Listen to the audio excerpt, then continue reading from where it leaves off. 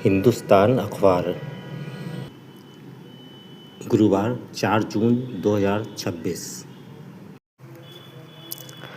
विवेक आरजू का लेख है, ट्रंप के लिए कड़वा घूंट बनता ईरान युद्ध। ईरान युद्ध 3 माह से अधिक समय से चल रहा है। हालांकि 8 अप्रैल से संघर्ष विराम लागू है, लेकिन उससे उन वैश्विक मुश्किलों का अंत नहीं हो सका जो इस जंग के कारण पैदा हुई है। इसकी वजह, जो अब सभी जानते हैं, हॉर्मुज़ जलमार्ग का बंद है, जिससे वैश्विक ऊर्जा व्यापार प्रभावित हुआ है और विश्व अर्थव्यवस्था चरमरा गई है। युद्ध विराम के बाद अमेरिका और ईरान के बीच अप्रत्यक्ष बातचीत जारी है। कई बार अमेरिकी राष्ट्रपति डोनाल्ड ट्रंप के संकेत दिए कि दोनों देशों के बीच समझौता होना ही वाला है, लेकिन अभी तक इसमें सफलता नहीं मिल सकी। नतीजतन जहां ईरान ने हॉर्मुज़ जलमार्ग बंद कर रखा है, वहीं अमेरिका की ओमान की खाड़ी में नाकेबंदी जारी है, जिस कारण ईरान भी अब ऊर्जा का निर्यात नहीं कर पा रहा है। 2 जून को अमेरिकी विदेश मंत्री मार्को रूबियो ने देश की संसदीय कमेटी के सामने ईरान के साथ चल रही बातचीत को लेकर अपनी बात रखी। उन्होंने कहा कि ईरान अब अपने परमाणु कार्यक्रम के उन पहलुओं पर भी चर्चा करने को तैयार हो गया है जिस पर पहले वह कतई राजी नहीं था। इसमें यूरेनियम के संवर्धन और उसके भंडार को लेकर होने वाली बातचीत भी शामिल है। हालांकि रूबियो ने अमेरिकी सांसदों को कोई आश्वासन नहीं दिया कि ईरान से समझौता कब तक हो सकेगा। उधर पाकिस्तान व कुछ इस्लामी देशों के जरिए अमेरिका और ईरान की अप्रत्यक्ष बातचीत जारी है। मीडिया में आई खबरों के मुताबिक दोनों देश इस प्रयास में लगे हैं कि उनके बीच MOU यानी सहमति पत्र हस्ताक्षर हो जाए, ताकि हॉर्मुज़ जलमार्ग खुल सके। हालांकि अमेरिका ही नहीं, ईरान में भी ऐसे तत्वों की कमी नहीं जो इस बातचीत में सख्त रवैया अपनाने की वकालत करें। अमेरिकी राष्ट्रपति भी यही चाहते हैं कि ऐसा समझौता अस्तित्व में आए, जिसके माध्यम से वह अपने नागरिकों को बता सके कि उन्होंने पूर्व राष्ट्रपति बराक ओबामा से कहीं बेहतर समझौता किया। लेकिन इसके लिए उन्होंने ख़ास तौर से यह दिखाना होगा कि ईरान के पास कभी भी परमाणु हथियार की क्षमता विकसित नहीं हो सकेगी। उन्होंने यह भी सुनिश्चित करना होगा कि ईरान को उतनी आर्थिक रियायतें नहीं दी जितनी ओबामा ने समझौते में रखी थी। इसी तरह ईरान के गार्ड्स के कट्टर सदस्य ये चाहते हैं कि ईरान को NPT यानी परमाणु अप्रसार संधि के तहत परमाणु ऊर्जा हासिल है, वह उसे छोड़े नहीं। और अमेरिकी इजरायली हमलों के दौरान तेहरान ने कुछ सहा है, उसकी आर्थिक भरपाई हो। इसलिए वो हॉर्मुज़ जलमार्ग पर नियंत्रण ही नहीं, बल्कि यहाँ से गुजरने वाले जहाज़ों पर टोल लगाना भी चाहते हैं। हालांकि अंतर्राष्ट्रीय संबंधों के जानकार जानते हैं कि ऐसी कोई व्यवस्था विश्व बिरादरी स्वीकार नहीं करेगी। इन सब का यही अर्थ है कि दोनों देशों के बीच कूटनीति पेच फंस गया है। इतिहास बताता है कि जब देश लड़ाइयों में उलझते हैं तो उन पर समय और परिस्थितियों का दबाव होता है। ईरान पर अपने ऊर्जा निर्यात को फिर से शुरू करने का दबाव है, क्योंकि यही उसकी कमाई का बड़ा जरिया है। उसे अपने पुनर्निर्माण के लिए भी अभी पैसों की ज़रूरत है। निसंदेह अमेरिका और अंतर्राष्ट्रीय प्रतिबंधों के कारण ईरानी जनता में सहन शक्ति बहुत अधिक है, लेकिन अब उनका जीवन दुश्वार हो रहा है। उधर राष्ट्रपति ट्रंप ये चाहते हैं कि 5 महीनों में अमेरिकी संसद के चुनाव होंगे और अमेरिका में ऊर्जा की कीमतें लड़ाई से पहले की तुलना में के अनुपात में 40% तक बढ़ चुकी है। अगर दामों में इसी तरह से बढ़ोतरी होती रही तो रिपब्लिकन पार्टी को मध्य अवधि चुनावों में बेहद मुश्किल परिस्थितियों का सामना करना पड़ सकता है। वह समझते हैं कि अगर हॉर्मुज़ नहीं खुला और ऊर्जा की स्थिति यूं ही बिगड़ती रही तो उनके सामने राजनीतिक संकट खड़ा हो सकता है। वैसे इस युद्ध का महत्वपूर्ण और उलझा हुआ पहलू है इजराइल का रुख। अब यह साफ हो गया है कि इजराइल के प्रधानमंत्री बेंजामिन नेतन्याहू ने ही ट्रंप को यह सुझाव दिया था कि अगर ईरान पर आक्रमण किया जाता है और उसके शीर्ष नेतृत्व को ख़त्म कर दिया जाता है तो वहाँ की विलायतें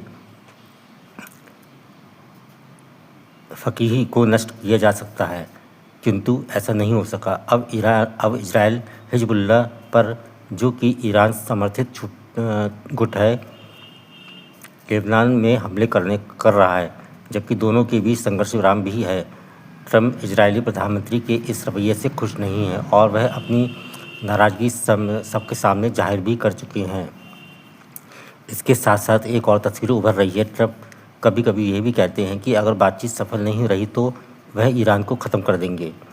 बेशक ट्रंप के बारे में कोई भविष्यवाणी नहीं की जा सकती लेकिन इस बात की आशंका बेहद कम है कि वह फिर से ईरान के साथ युद्ध के मैदान में उतरना चाहते हैं। इसके कम से कम 2 कारण हैं। पहला कारण, ईरान के पास इतनी युद्ध सामग्री है कि वह खाड़ी देशों में आफत मचा सकता है और वहाँ की ऊर्जा संयंत्रों में भारी नुकसान पहुँचा सकता है। इससे विश्व के ऊर्जा बाजार में ज़बरदस्त उथल पुथल मच सकती है, जिसका नुकसान अमेरिका को भी खूब होगा। दूसरी वजह यह है कि यदि ईरान नष्ट हुआ और लोगों के लिए सामान्य जीवन गुजारना कठिन हो गया तो उनका पलायन शुरू हो जाएगा और वह पलायन निश्चय ही पश्चिम देशों की ओर होगा। इससे विश्व की राजनीति व आर्थिक स्थिति पर ऐसा असर पड़ेगा जिसके बारे में अभी सोचा नहीं जा सकता। जाहिर है इस युद्ध में ट्रंप को ही विष का प्याला पीना पड़ेगा। उनको मानना होगा कि जिन लक्ष्यों के साथ उन्होंने युद्ध शुरू किया था वह पूरा नहीं हो रहा। इसके लिए आखिर कब तक इंतजार करेंगे, क्योंकि ईरान युद्ध का अमेरिका के साथ पूरी दुनिया पर बुरा असर पड़ रहा है। अगला लेख है एक और अग्निकांड। दिल्ली में एक बार फिर आगजनी की घटना ने नगर व्यवस्था पर प्रश्न चिन्ह लगा दिया है। आंशिक रूप से अवैध एक होटल में बुधवार सुबह लगी आग के चलते दोपहर ढलने तक 20 से ज़्यादा लोगों को काल के गले में समा गए। बताया जा रहा है इस होटल को केवल 6 कमरे की इजाज़त थी, लेकिन वहाँ 25 कमरे बन गए थे। आग के कारणों का अभी स्पष्ट पता नहीं चला है लेकिन जांच में दूध का दूध और पानी का पानी होना ज़रूरी है। दिल्ली पुलिस ने होटल में लगी आग की त्रासदी के लिए गैर इरादतन हत्या के आरोप में FIR दर्ज की है। यहाँ एक बार ज़रूर सोचना चाहिए कि जब नियम तोड़कर होटल चलाया जा रहा है तब इस हादसे को इरादतन हत्या क्यों ना माना जाए। जो लोग सुरक्षा मानकों से समझौता नहीं बल्कि खिलवाड़ करते हैं उन्हें अच्छे से पता होता है कि खतरा कितना बड़ा है। कम जगह में ज़्यादा कमाई के लोभ में इंसानी ज़िंदगी से समझौता क्या गैर इरादतन हत्या है? ज़रा सोचिए उनके बारे में जिनकी जानें चली गईं। पूछिए शोक स्तब्ध परिजनों से कि जांच और न्याय की दिशा क्या होनी चाहिए। मालवीय नगर के इस होटल में परत दर परत कोताहियाँ खुल रही हैं। अब इतने लोगों की जान जाने के बाद यह केवल कोताही नहीं, जघन्य अपराध है। क्या होटल में केवल एक ही प्रवेश निकास था? ऐसे सवाल बहुत गंभीर हो गए हैं। 5 मंजिला इमारतें में विदेशी भी मारे गए हैं। इस घटना ने पूरी राजधानी को झकझोर दिया है और यहाँ भवन सुरक्षा पर भी बड़े सवाल खड़े कर दिए। सुरक्षा की बुनियादी मानकों की अनदेखी अक्सर भारी पड़ सकती है, लेकिन वास्तव में पूरी कड़ाई से कार्रवाई और सुधार न करने की वजह से आगजनी की घटनाओं का सिलसिला थम नहीं रहा है। गर्मी के दिनों में वैसी भी आगजनी होती है और दमकल को कुछ मशक्क़त भी के बाद आग पर काबू करने में कामयाबी मिल जाती है, लेकिन इस आगजनी में पीड़ित जन भाग नहीं पाए। अगर होटल से निकलना आसान रहता तो इतनी मौतें न होती। अनेक होटलों में यह देखा जाता है कि मुनाफे के लिए सुरक्षा मानकों में से तमाम मुमकिन समझौते किए जाते हैं। किसी भी भवन में एक से अधिक निकलने के मार्ग होने चाहिए। होटलों या विश्राम गृहों में तो 2 से अधिक निकासी मार्ग जरूरी है। दिल्ली में इस होटल में अगर बाहर निकलने के 1 से अधिक मार्ग होते तो मेहमान की जान यूँ ना जाती। यह अक्सर देखा जाता है कि होटलों को ऐसे किले में तब्दील कर दिया जाता है कि किसी हादसे की स्थिति में बाहर निकलना मुश्किल हो जाता है। तब से जून में ही साल 1997 में उपहार सिनेमा अग्निकांड को दिल्ली और देश ने अभी बुलाया नहीं। बेशरम लापरवाहियों के चलते तब 59 लोगों की जान गई थी। 103 लोगों की जिंदगी मुश्किल से बची थी। उपहार हादसे के समय भी सिनेमा देख रहे लोग जान बचाने के लिए भाग नहीं पाए थे। बिजली कटने से अंधेरा हो गया था और भागने के रास्तों पर भी लगा दी गई कुर्सियां मौत का जाल बन गई थीं। क्या हमने उपहार अग्निकांड से कुछ सीखा है? क्या तब सरकार व गैर सरकारी दोषियों को पर्याप्त सजा हुई थी? सुरक्षा मानकों से खिलवाड़ थमना चाहिए। दिल्ली को एक मिसाल बनकर देश के सामने आना चाहिए। हर शहर को अपने गिरेबान में झांक कर देखना चाहिए कि वह कितना सुरक्षित है।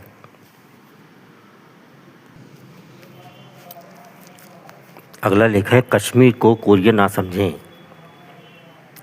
कश्मीर की समस्या सीधी सादी होते हुए भी उलझी क्यों गई? इस प्रश्न का खरा जवाब कश्मीर के लोक नेता शेख मोहम्मद अब्दुल के उस कथन में है जो कश्मीर राष्ट्रीय परिषद के वार्षिकोत्सव के सिलसिले में 1 जून को झंडा फहराते हुए श्रीनगर में उन्होंने किया। हमारी समस्या के निष्पक्ष समाधान के नाम पर शेख अब्दुल्ला कहते हैं कि निहित स्वार्थ वाली विदेशी शक्तियाँ हमारी आज़ादी बल्कि कहना चाहिए कि हमारे अस्तित्व की साथ खिलवाड़ कर रही हैं और वे हमारे ऊपर ऐसा फैसला लादने को कोशिश में है जो वस्तुतः कश्मीर को दूसरा कोरिया बना देगा। शेख अब्दुल्ला की यह बात सुनने में आश्चर्यजनक भले ही लगे, लेकिन सुरक्षा परिषद में कश्मीर का मामला जाने के बाद की घटनाएं इस अन्यथा मानने के प्रेरणा नहीं करती। बात बहुत सीधी सादी है। पाकिस्तान प्रदेश से कश्मीर पर आक्रमण हुआ। कबीले वालों ने वह किया हो सकता है, परंतु यह निश्चित है कि पाकिस्तान सीमा से कोई आक्रमण पाकिस्तान की प्रेरणा या सहमति के बगैर नहीं हो सकता। कश्मीर चूँकि भारतीय संघ का अंग बन चुका था, अतः भारत ने सुरक्षा परिषद से इसकी शिकायत करते हुए चाहा कि पाकिस्तान इस अवैध कार्य से रोककर युद्ध को बचाए। सुरक्षा परिषद के लिए ऐसी हालत में कर्तव्य स्पष्ट था, किंतु 3 साल हो गए। आज तक ना तो पाकिस्तान को आक्रमण घोषित किया गया, ना उससे आक्रमण द्वारा प्राप्त कश्मीर के प्रदेश से हटने के लिए कहा गया। इसके विरुद्ध भारत ने कश्मीर के प्रति सद्भावना प्रकट करते हुए उसकी संघ प्रवेश की प्रार्थना पर अपनी ओर से जो यह कहा था कि संकट के बाद कश्मीर में लोकमत लेकर पुनः उसके भारत में शामिल होने ना होने का निर्णय किया जाए। पाकिस्तान को खुश करने में अपना स्वार्थ देखने वालों ने मुख्य बात मान लिया तथा सुरक्षा परिषद का जोर इस शिकायत के असली मुद्दे पर नहीं बल्कि इसी बात पर हो रहा है कि लोकमत द्वारा कश्मीर के भविष्य का निर्णय किया जाए। अगला लेख है, नितिन पै, डिजिटल दुनिया में भारत कितना आत्मनिर्भर। विभिन्न संगठनों व देशों द्वारा बनाए जाने वाले सूचकांकों में किसे कहाँ और कैसा स्थान मिलेगा, यह बहुत कुछ राजनीतिक गुण गणित पर आधारित होता है। इसलिए जब अंतर्राष्ट्रीय मुद्रा कोष भारत को कृत्रिम बुद्धिमत्ता सूचकांक में 71वें स्थान पर रखता है और स्टैनफोर्ड यूनिवर्सिटी से इसे शीर्ष के 5 देशों में शामिल करता है, तो इसे सिर्फ मानक या तकनीक की वजह से आया अंतर नहीं कहा जा सकता। बात कुछ और है। भारत ने दशकों तक ऐसे मानकों से अपना मूल्यांकन करवाया जिन्हें कहीं और डिज़ाइन किया गया। उसमें ऐसे सवाल पूछे जाते थे कि जवाब डिज़ाइन करने वाले से मुफीद बैठते। Indian council for research on international economic relations की सालाना state of India digital economy report में इस कमी को दूर करने की कोशिश की गई। साइट का यह 4था संस्करण है और इसका दायरा 71 देशों तक बढ़ाया गया। भारत ने इसके लिए अब अपना ढांचा बनाया है। यह स्वदेशी ढांचा 3 कारणों से अहम है। पहला है निवेश, दूसरा राष्ट्रीय ब्रांडिंग और तीसरा कारण रणनीतिक है, जिस पर पर खास ध्यान देना चाहिए। सूचना युग में तकनीकी भू राजनीतिक सत्ता का जरूरी तत्व है। राजनीतिक जगत में तकनीक जिस तरह से काम करती है, इसकी सटीक समझ विदेश रक्षा व आर्थिक रणनीतिकारों के लिए बहुत ज़रूरी है। अमेरिका के बाद भारत में AI प्रतिभाओं व डिजिटल सार्वजनिक बुनियादी ढांचे का दूसरा सबसे बड़ा मौजूद है। हमने डिजिटल माध्यम से $328 अरब की सेवाओं को निर्यात किया, पर ये उपलब्धियां वैश्वीकरण के सुनहरे दौर में हासिल हुई। अब हम ऐसे दौर में हैं जहां ताकतवर देश पूरी आपूर्ति श्रृंखला पर वर्चस्व चाहते हैं। रिपोर्ट से पता चलता है कि भारत का डिजिटल कारोबार केवल सतही सेवाओं तक है, यानी यह सिर्फ इसके एप्लीकेशन व सेवाएं उपलब्ध कराता है, जबकि हमारी डिजिटल दुनिया कहीं और बने चिप्स, कंप्यूटर पावर, क्लाउड व मॉडलों पर निर्भर है। इसे विस्तार से समझने के लिए एक ऐसे समुदाय की कल्पना कीजिए जो खेती में पारंगत है और मुक्त व्यापार वाली दुनिया का हिस्सा है।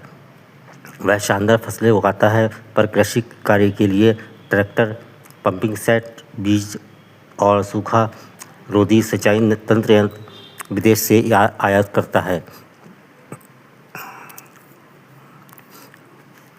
उसकी समृद्धि हमेशा किसी और की सद्भावना पर टिकी थी। भारत की डिजिटल अर्थव्यवस्था इसी तरह की है। देश की युवा टेक्नोलॉजी और वेंचर कैपिटल पेशेवर प्रणव हरि के अनुसार हमारे प्रमुख IT सेवा उद्योग व पेशेवरों की प्रति घंटा भुगतान से हटकर AI टोकन पर आधारित हो रहे हैं। 3 दशकों से अधिक समय से मानव श्रम पर आधारित मॉडल कुशल और सस्ता था। अब वेतन के बजाय टोकन से भुगतान होने पर $250 अरब के निर्यात उद्योग में हो रहा लाभ खतरे में पड़ जाएगा। सवाल यह है, भारत क्या करे? उसका उत्तर है कि एक साथ 3 व्यापक कदम उठाए जा सकते हैं। पहले हमें जल्द से जल्द उन्नत चिप्स, कंप्यूटिंग क्षमता और मूलभूत मॉडल जैसे उपकरणों का संग्रह करना चाहिए, जिनका हम उत्पादन नहीं कर सकते।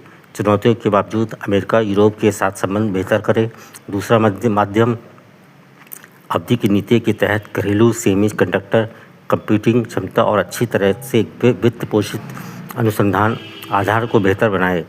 तीसरा और सबसे बड़ी चुनौती अपने बाजार की व्यापकता का रणनीतिक रूप से उपयोग करें। हमें वैश्विक मानकों और नियमों के आकार देने और अपने DPI मॉडल का निर्यात करने के तरीके भी खोजने होंगे। हमें उन जटिल उपकरणों के उपयोग सीखने होंगे जिनका इस्तेमाल बड़े बाजार करते हैं। अगला लेख है सद्गुरु जग्गी वासुदेव का भक्ति और ज्ञान। भावनाओं के साथ एक ज़बरदस्त तीव्रता होती है। हम आमतौर पर ज़्यादातर लोग में भावना विचार से ज़्यादा तीव्र होती है, इसलिए भक्ति का गुणगान किया गया और किसी दूसरे मार्ग की अपेक्षा उसकी चर्चा ज़्यादा होती है, क्योंकि ज़्यादातर लोगों में प्रबल पक्ष होता है भावना का, उनके विचार या काम से भी ज़्यादा मजबूत। मगर भावना को भी अपनी सीमा होती है। बिना ज्ञान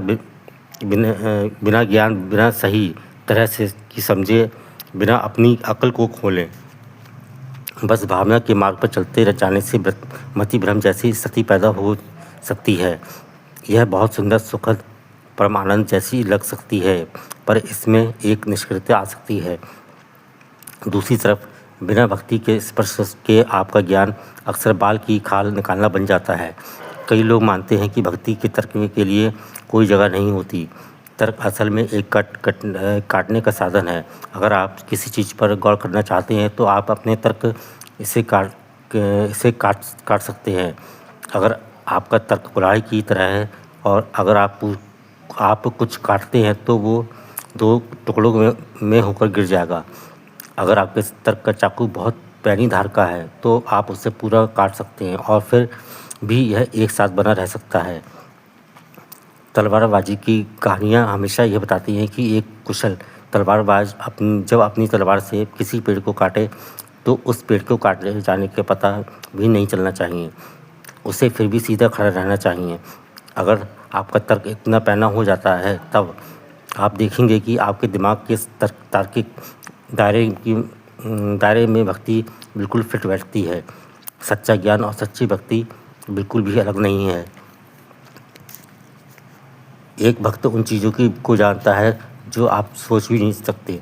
वह ऐसी चीज़ों को पकड़ सकता है जिन्हें समझने के लिए आपको संघर्ष करना पड़ सकता है, क्योंकि उसके भीतर खुद के बारे में कुछ भरा नहीं होता है।